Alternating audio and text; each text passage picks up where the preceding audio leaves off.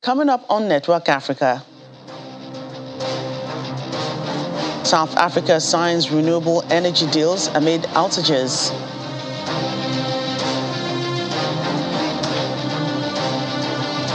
One person killed in new Tigray airstrikes.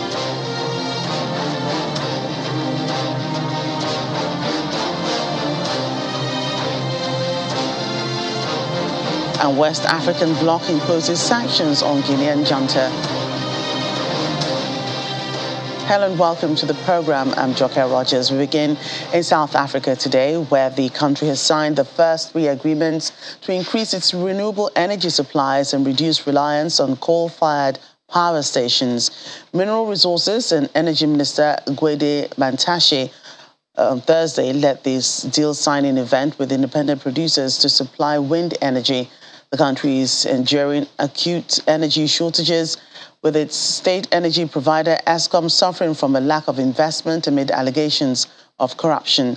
Coal is used to generate 80% of South African electricity, but under Thursday's deal, energy output will increase by 10% through private investment in wind and solar projects.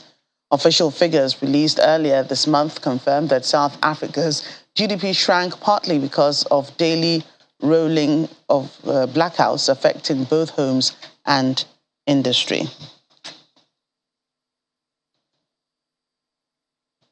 One person has been killed in an airstrike in the capital city of Ethiopia's northern region of Tigray, and that's according to the biggest hospital in the region.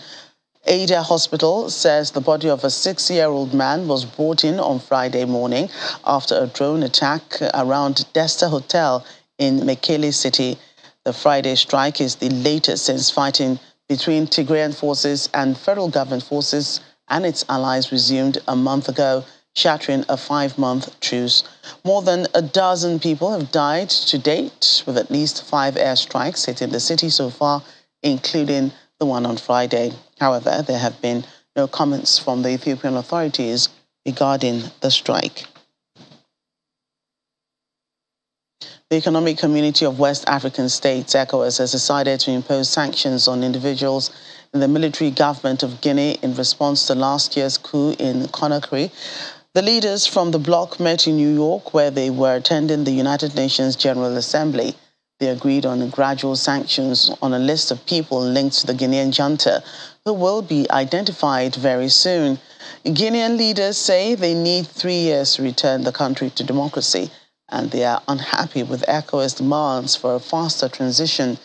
In a statement, the Guinean interim Prime Minister Bernard Gomu had earlier described the ECOWAS chief and president of neighboring Guinea-Bissau, Umaro Sissoko Embalo, as a puppet and an overexcited man who had forced his way in to lead the regional organization. Guinea was suspended from ECOWAS following the coup in September last year. Let's get more on this, and we have an African affairs analyst joining us on the program, Yinka Uyeniji. Thank you so much today for joining us on Network Africa. Right, thank you for having me as well. So there have been sanctions from ECOWAS on the coup in Guinea. They were also suspended. Now the sanctions are targeting individuals in the military government. Are these punishments really effective in bringing the nation back to democracy? So I think that in analyzing the efficacy of sanctions, we have to go back to why we even have a coup in the west of Africa in the first place. And it's a region that has been experiencing fragile peace, if I can even say that, all the way from the west down to the south. We've got skirmishes, we've got uprisings and all of that going on in recent times for anything between 5 years and now. So it is a reflection of the fact that bad governance is prevalent in the region. And that is why the military can have any excuse to say that they are taking over government. Now, as to sanctions, sanctions won't do anything, because the first question you should ask yourself is, what impact does ECOWAS have on any country for it to hold back? All right. If ECOWAS were possibly providing funding to governments, or ECOWAS was providing intervention, then ECOWAS would have been able to levy sanctions that will be enforceable or that will have impact. But to say that you are levying sanctions against military men, to what extent or to what purpose? What would it be for? One, they can say, oh, they won't be able to operate accounts outside of the country. Two, that they won't accept loot from such individuals. Three, travel bans and all. All of these don't make any sense. Sani Abacha, for example, was president of Nigeria. Until today, we are still having to beg to repatriate the funds he stole many, many years ago. So it should not even be in question. ECOWAS has no moral rectitude to say it is going to levy sanctions on military rulers. What should happen is that the people of a country rise up and say, this is the kind of government we want. And ECOWAS has not shown, even the enforcement of ECOWAS judgments, it's a very tedious process. So I don't think it's made an impact. It hasn't in the past. It's certainly not going to be at this time. Guinea is not the only country that has run foul of democratic values or that is bereft of good leaders at this time. Right. So the Guinean leader has described the ECOWAS chief and president of Guinea-Bissau as a puppet, and you have said that ECOWAS does not have any moral right to, begin to bring down sanctions on a military government. Do you think it's right that he should describe it as so? Or do you think that, other African leaders are also, puppets in that sense, and they're being told what to do at each point in time? It's what it is. You cannot give what you don't have. That is elementary enough. All right. It would have made maybe just a bit of some sense if were Mandela to be alive today, and then Mandela goes to that country and says to the military that you have to leave. Who is taking leadership in Africa at this time? I fail to be able to identify any country where we can say that what is existent there can be replicated elsewhere. And so if they describe themselves as puppets, it's because they know themselves in and out. It's the same thing all over Africa. It's what we are fighting, okay? It doesn't appear to be that we can have a government or a set of politicians who will put the interest of the people first. Guinea is rich in resources. Put Guinea on Google search engine, and the next thing you see is mineral resources. We all know that what people are fighting, even ECOWAS, why think about Guinea? Why not think about other poor countries? Why not think about countries that are unable to pay their debts to China? But it is because Guinea is mineral rich. And that is why they can, I think, quite frankly, that ECOWAS may even look like a meddlesome interloper. The person who is speaking on behalf of ECOWAS at this time is also someone who's been in government before in Guinea. So it lies foul in the mouth of ECOWAS to be able to direct what should happen in another sovereign country. What are the people saying? Are the people speaking in parliament? That's what we should be talking about. That's where the power is. Are the people speaking in parliament? Are the people on the streets to say, we don't want military rule again? That is when you'll be able to say for a certainty that these people are not puppets. In actual fact, there are different people who are puppets to different interests. And that is what you have. But until we get to a point where we'll say, who says, for example, and I don't mean to be undemocratic, but the people themselves said they don't want the military rule. Only the people can retain sovereignty. Sovereignty lies with the people. The people determine the kind of government they have or the kind of government they want. It doesn't lie in the mouth of anybody representing a continental organization to say that the people don't know what is good for them. Right, so the Guinean leaders have said, okay, we've heard you, but we need 3 years to return the country to democracy, and they are also unhappy with ECOWAS demands for a faster transition. What do you make of this? So what it is we perpetuate ourselves in office, okay? It's happened in Zimbabwe. We've had that kind of attempt in Nigeria. We've had it in different parts of Africa where sitting presidents don't want to leave. The military people won't leave easily, but it won't come from ECOWAS giving sanctions. It doesn't take anybody more than 6 months to 18 months to be able to restore peace and then put democratic values into place. Nigeria successfully did that prior to 1999, even though it doesn't seem as though that we made the best decision or we have anything to show for it. But we don't need that kind of period of time to be able to do what we need to do. Unfortunately, Nigeria itself, as we grapple with trying to show ourselves as giants in Africa. If not, it would have been easy for the president of Nigeria to visit Guinea and say to them, I've been in the military before. We've got this military might. We don't think this should continue. Okay, we are going to organize. There was a time Nigeria had ECOWAS. We had peacekeepers, and we were ensuring that there was some measure of peace in the region at the time. Those things are now signs of things in the past. Now, those who can bring intervention, other countries, sovereign countries who can bring intervention into places like Guinea have now had to battle their own problems, so that our own soldiers nowadays are battling the scourge of insecurity that we experience as a country. So it doesn't take all of that time. However, I really do believe that there will come a time that we can show leadership in our respective sovereign countries that the rest of Africa can be proud of and begin to replicate in their own countries as it may suit them. African Affairs Analyst Yinka Oyeniji, thank you so much for your time today on Network Africa. Thank you. God bless.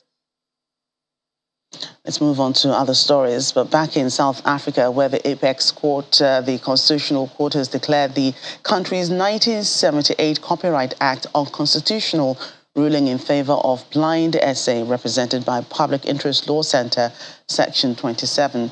Blind SA is a non-profitable organization established for the purpose of promoting the interests of blind and visually impaired people in the country. The Copyright Act prohibited persons with visual and print disabilities to have access to written works in accessible format copies such as audio and braille without the permission of the copyright holder. In 2020, Blind SA marched to the seat of government in Pretoria, the union buildings, to hand over a memorandum of demands to the president of the country. They also headed to court. The crux of the matter had been Blind South Africa's contention that the country's Copyright Act 78 of 1978 limits the availability of works under copyright in formats accessible to persons with print and visual disabilities. The unanimous judgment, written by Justice David Unterhalter, was read by Justice Jody Kolapin. This court has found that provisions of the Copyright Act are inconsistent with the Constitution. We consider the extent to which this is so. The order proposed by Blind SA is too wide and in some respects imprecise. First, it referenced all works under copyright. The case that Blind SA made out concerns literary works and, to an extent, artistic works that may form part of a literary work. The judgment acknowledges that the Copyright Act is unconstitutional, specifically because of the way that it limits persons who are blind and visually impaired in the way they're able to access accessible format copies like materials such as Braille, but also very importantly that it violates important rights like the right to equality, the right to dignity, the right to freedom of expression, the right to basic and further education, the right to participate in a cultural life, which are important rights for persons who are blind and visually impaired. So we are really thrilled that there is an acknowledgement of these violations. In December 2021, the Pretoria High Court had declared South Africa's Copyright Act unconstitutional to the extent that it fails to make exceptions to grant access to print works in the relevant format for the visually impaired persons, in line with the Marrakesh Treaty of 2013, to which South Africa is a signatory. For Blind SA, this Constitutional Court judgment is a relief that's been long awaited. This has been a struggle that blind and partially sighted people have been advocating for now for decades. The relief, I think once we send a message to blind people around the country would, I'm sure, be celebrated. It also now removes the stigma of us being criminals by having to convert these text into accessible format so that we can have access to information, we can have access to education, and just for leisure reading. The legislative process to amend the Copyright Act has actually been ongoing since 2015. The Copyright Amendment Bill was passed in Parliament in March 2019. On June 16, 2020, the bill was referred back to Parliament by the President. The delay prompted Blind SE to go to court. And we shall be advocating further with different departments so that they can ensure that the relief is brought to light. We do not have to wait anymore for any access in alternative formats. We need that now, and we need that today. The Constitutional Court confirmed the order of the High Court only to the extent of limited access to the blind and visually impaired. It ordered the reading in of Section 13 of the Copyright Act, which deals with exemptions, which is to endure for 24 months to enable Parliament to cure the defect in the Act, which has given rise to its invalidity. The Minister for Trade, Industry and Competition has also been ordered to pay the applicants' costs. From Johannesburg, South Africa, Betty Dibia, Channels Television News. Still ahead on the program. Our Africa Tech segment looks at how graduates get equipped with tech skills. Details in a moment. Please stay with us.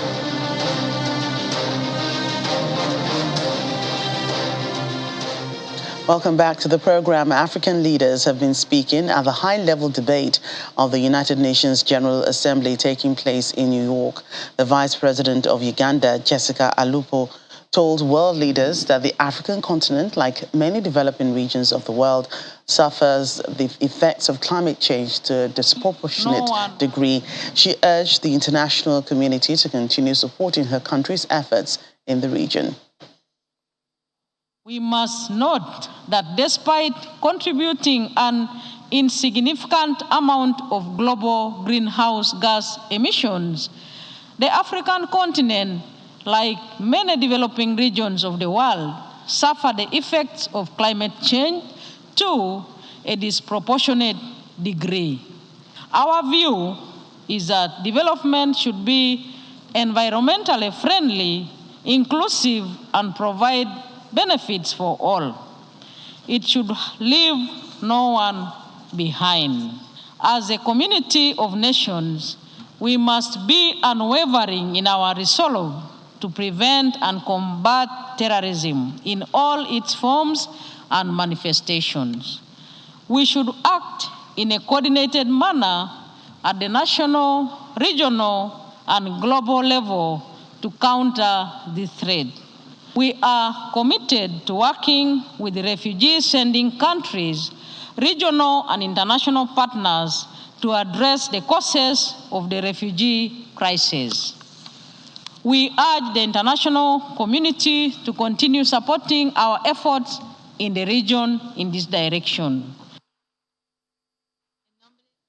Meanwhile, the chairman of Sudan's Sovereign Council, Abdel Fattah al-Burhan, says Sudan plays a leading role in implementing peace in the region. Al-Burhan says the country helped to carry out a revitalized peace agreement in its neighboring country, South Sudan, and promoted peace and security in the Democratic Republic of Congo. He adds that together with civilians and community leaders, Sudan is preparing transparent and free elections.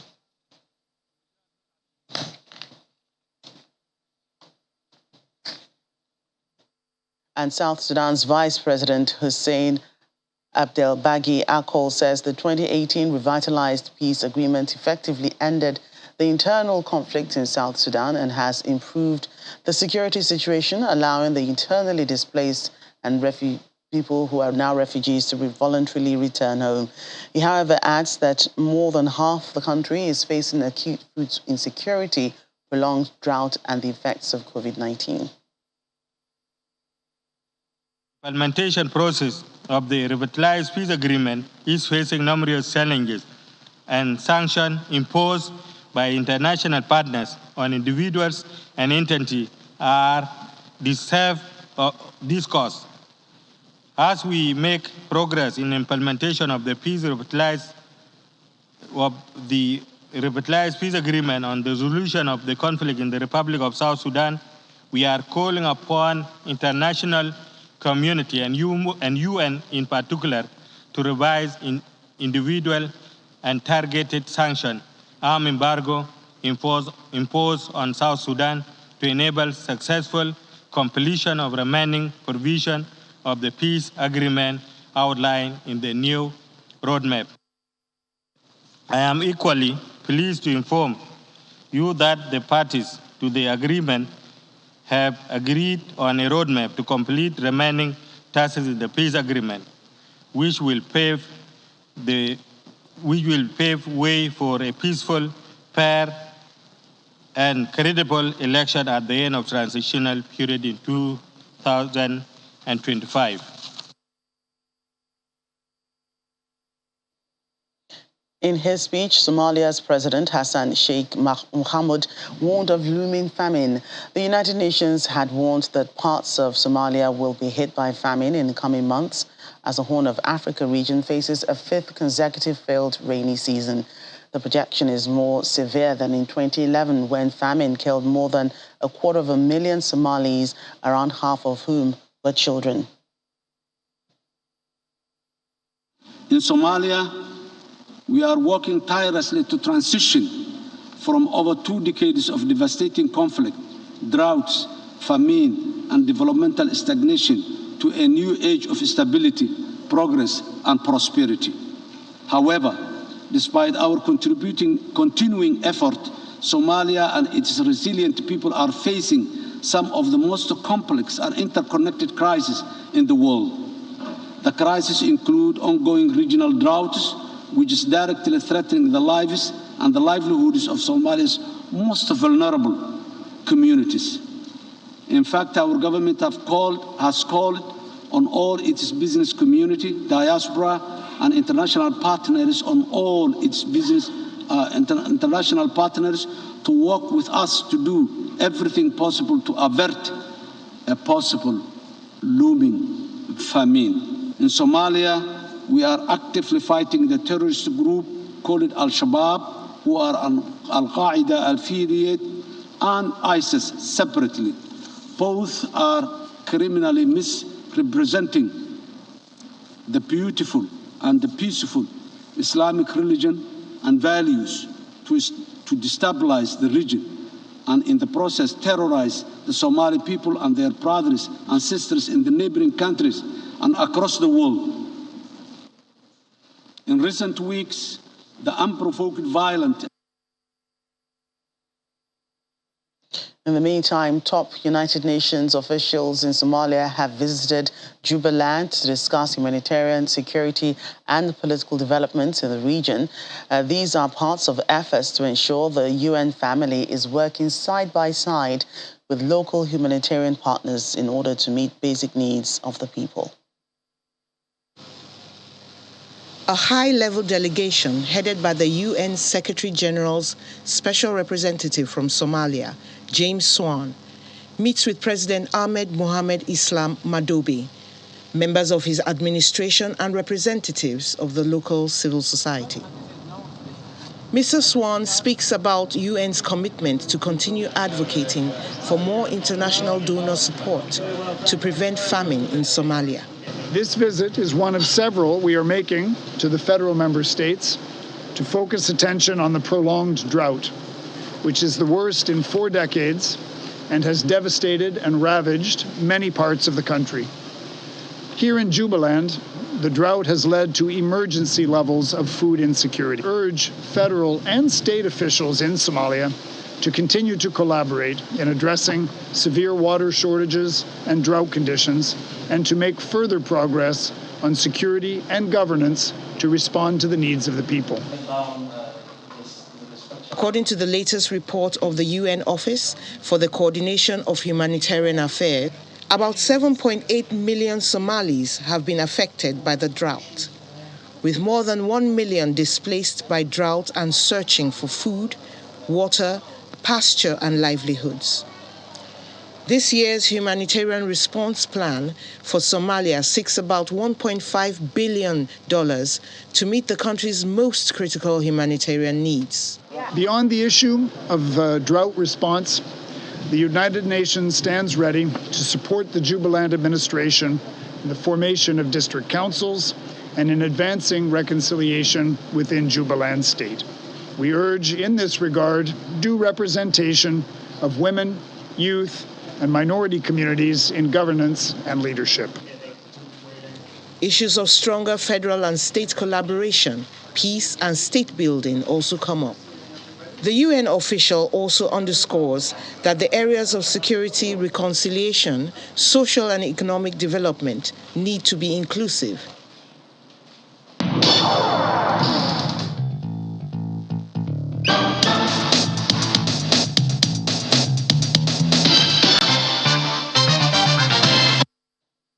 The world of work is constantly changing, and the skills needed to be successful in the workforce of today are quite different from those of the past.